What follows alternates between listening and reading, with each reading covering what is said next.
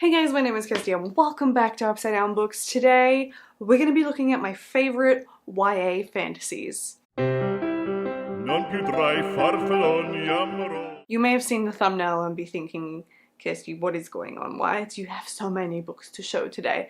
Well, I don't know. For whatever reason, I decided that I want to show you my top 16 favorite YA fantasy books, so that's what we're gonna do. And I'm just gonna like roll through them quickly because I just wanted to show you guys the books that I have read that fit in the YA fantasy, mind you, not the adult fantasy, just the YA fantasy category, that I think are well worth the read. And if you haven't read any of them, then I think you should definitely read them, but a lot of them are really popular reads, so I just sort of want to, you know, have a bit of fun for old time's sake, revisit some of our favorites and just enjoy some mindless content. I don't know, I just thought it'd be a fun idea. So let's just get rolling. Let's look at my 16 all-time favourite YA fantasy novels. These are in no particular order, though I am starting with my favourite book of all time, so maybe that's a small lie. The first book is Tiger's Curse by Colleen Houck. This is my favourite book of all time, and I just really love it. Now, this is inspired with some Indian mythology, and I just really love it. It felt really different when I first read it because of the way that Houck has written it, and she kind of,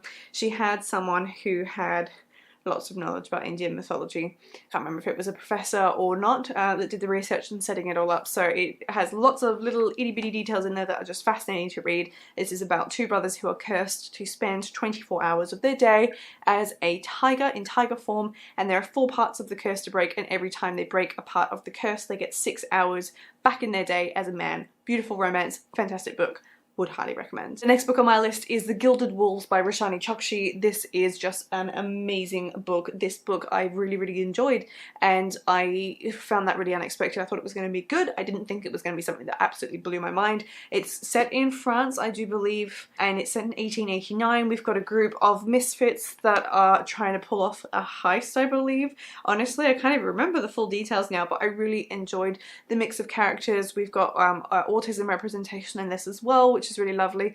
I think it's autism, or was it OCD? I don't know, but it was something that you don't see all that often in YA fantasy, and I really love it when disability representation is brought to the fore, and we will be discussing this in another book I've read that also does that, but this is really fantastic and I don't think enough people are talking about it. It was popular when it came out, but I think it could be even more popular than it is. So speaking of disability rep in YA fantasy, I've got A Curse So Dark and Lonely by Bridget Kemmerer, which features a main character with cerebral palsy, and I thought that this was incredible. This was one of my favourite reads, if not my favourite read of 2019. We've got a really great little love triangle going on, and this is a retelling of Beauty and the Beast.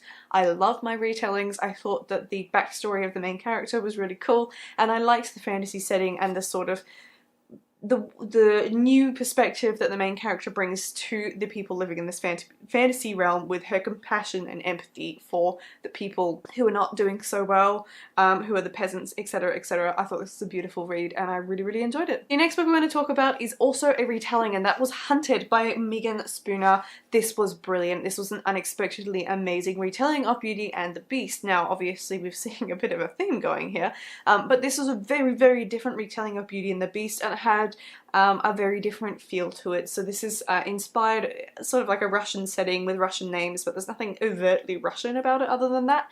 And the main character is one of a few sisters in this family who, true to the fairy tale, are not particularly well off anymore, and she, discovers this beast and sort of gets trapped in the castle and is trying to see the humanity in him. It's a really interesting sort of romance in this one, but really believable, and the character doesn't get like wrapped up in ridiculous insta love or anything like that. She's very strong and level-headed, and I really enjoyed that about this character. She's one of my favourite leads in fantasy books, in fantasy retellings, because I do feel that female leads can sometimes get a bit wishy-washy in fairy tale retellings. I guess because of where they're coming from, and usually it's not the strongest lead in classic fairy tale. Moving on. The next book I want to talk about is one that I've just been thinking about so much lately, and that is Falling Kingdoms by Morgan Rhodes. Nobody is talking about this series anymore, and I just absolutely loved book 1 and 2, which is as far as I've gotten in it. I 100% intend to keep reading it, but I've been very particular about getting matching series, and I keep chickening out ordering the 3rd book online, and then I forget to look for it when I go to a bookstore to get a matching set. Anyway, I'm just being silly about reasons why I don't have a third book and haven't kept reading this, but I loved this series. I loved the romance. I loved the brutality of character deaths and all the stuff that goes on in this series. It is such a fun fantasy world, and I like the fact that there's different kingdoms that really aren't getting along with each other. Just brilliant, brilliant. Love this one. Really need to continue reading it. The next book I'm going to talk about is probably one of my favourite reads for this year, and that is Daughter of the Pirate King by Trisha Levenseller. I just keep coming back to this book in my mind. This has one of the strongest female leads I've ever read. We've got a pirate captain who is a woman, unheard of, and she also likes feminine things but is still really strong. And I said this before and I will say it again, I love the fact that the main character can be a strong woman who is a pirate and is respected and feared but can also like wearing dresses. I love that she doesn't have to be a tomboy. I love it. So this is fantastic. Almost, I want to call it a progressive female lead book, but yeah, pirates, full stop. Amazing. The next book I want to talk about is one that I recently finished reading, that is Furyborn by Claire Legrand. Now this is just an amazing book, and I read it so quickly considering it is actually quite a big book as well, but in this one we've got a couple of different kingdoms again, and we've got 2 alternating timelines that are 1,000 years apart, and some really powerful magic going on and prophecies that are supposed to be fulfilled, and this very much so sets you up for the rest of the series, and I can't wait to continue it, but this was absolutely captivating to read. The next one I want to talk about is probably a little bit of an unpopular opinion I've always felt, and that is Red Queen by Victoria Aveyard. This one is, I feel, usually considered a bit of a run-of-the-mill sort of average YA fantasy. It came out at a time when there were lots of similar structured plots coming out as well, but I actually really loved this book. I really enjoyed it, even if it was simple. I don't think it's that simple. I just really enjoyed the idea of the colour structuring of this kingdom and the sort of breaking through the poverty line. I don't know, I really just enjoyed this book. So I can understand why other people may not find this anything particularly amazing to impress them more than anything else, but I fell in love with this story. That being said, I've yet to continue it because I'm terrible at continuing series, but I desperately want to. The next book I want to talk about is our old favourite, and that is Graceling by Kristen Kershaw. A lot of people have read this, a lot of people love it, and I feel like we are all due a reread of this series, which is something I'd actually really like to do, especially because I believe we're getting a 4th book in this series, which I only found out about this month, and that's really exciting, and that's centering around the Bitter Blues character again. So I mean, would there not be a more perfect time then to reread the whole series in the lead up to that, because I love this kingdom, but I really love Poe. Let's remember that Poe is in this book and he was an incredible love interest. The next book I want to talk about is Grave Mercy by Robin Lefevers. This book has all come back into our consciousness, main thoughts. Not sure what word I'm trying to go for there, because she's released the follow-up series. I know Igniting Darkness was the, and I can't remember the names of it, but anyway, Grave Mercy, a brilliant series about a world where we've got different saints and people are raised in convents essentially and raised to worship their particular saint, and the 3 girls that this series follow are raised in the Saint of Death's convent, and they all have different powers relating to death, and it is so interesting. We've also got a really good love interest who I believe is called Duval. Yes, it is Duval. Look at that. Just remembering these names out of nowhere, and I love it. I'm definitely due a reread of these as well. We've got some really great female leads in this series. It's just great. It's great. If you haven't read this series, you're doing yourself a disservice. The next book I want to talk about is one that I read a couple years ago and absolutely fell in love with, and that is To Kill a Kingdom by Alexandra Christo. I loved this because it is such a fierce lead with a siren as the main character who is literally ripping the hearts out of princes, and she collects their hearts every birthday, and then she meets one who's a little bit different to the others, and her whole life is just thrown into disarray. I really enjoyed the love-to-hate relationship, love-to-hate, hate-to-love relationship that goes on in this book, and all the other things that are surrounding the story. It's just really fun because it was like pirates and mermaids. I just felt like it was very much so The Little Mermaid meets Peter Pan in a strange... Why did I say Peter Pan?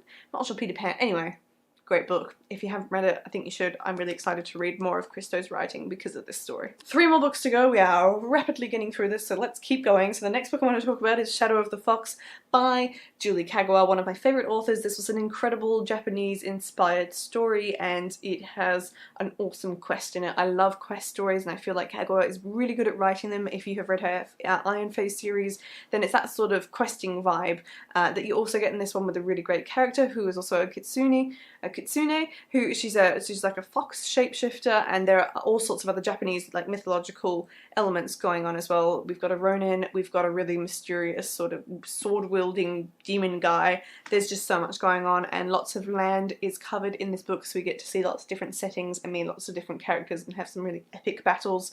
Loved this book so much. Can't wait to actually pick up the sequel. I'm so bad at continuing series. I told a lie, we didn't have 3 books left. I forgot that there's a couple here I don't actually have, so let's quickly do those. There's just 2. The first one is Thawne by Intisar Kanani. This one is... Oh, what are you doing? Oh, it's the cat. Hello?